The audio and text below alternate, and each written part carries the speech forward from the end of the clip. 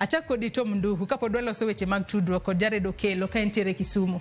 Wanyalo wacho ni sirikal mar manywandani hie no chakore karango. No chakore tarik 7 dwe mar adek higani mane jatend piny kod Raila Odinga noketo kokgi bagi keto points 10 mar kaka gidwaro notak Kenya yo makare. Kose no chako e kinde makoro nitiere jotelo mago mag ODM manokao makoro kete sirikal kato ketne mar mondo mi hotel ne migepe mopogore opogore.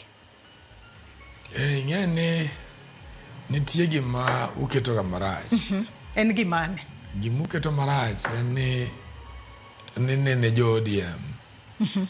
Odhi odonjo sirikal. Nok gidonjo? Ne gitimango. Gima ne timore niya. Nene koko wuok. To kane koko wuok, piny ne dhi kalo alama. Mabang' manokwe ne dako betie. Kori rango ngima makwe, ema nene rais ma Kenya odhi wer jakom Raila Odinga. Bokwayo mondo kuyo bedi. Jakom kaka ng'ama nigi respect in the country. Kano wuoyo to ji no winje. E winjruok mare no wacho no konyal dhi winjruok. Koko dhi gi issues manene jopiny dwaro.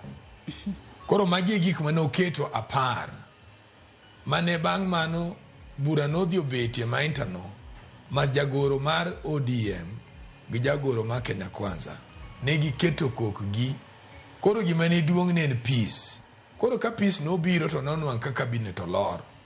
Ka cabinet olor to president bende in his own wisdom okwayo jakom ni nitie jogi moko maneno kabeyo ka. Adwan mondo akaw gi konya tich.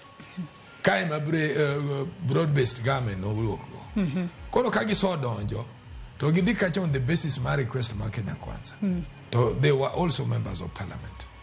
And being in your ODM, ji osebedo ka mistake the whole process.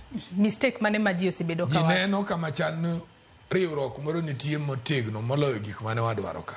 Wane wawuoyo ngima mar jo Kenya.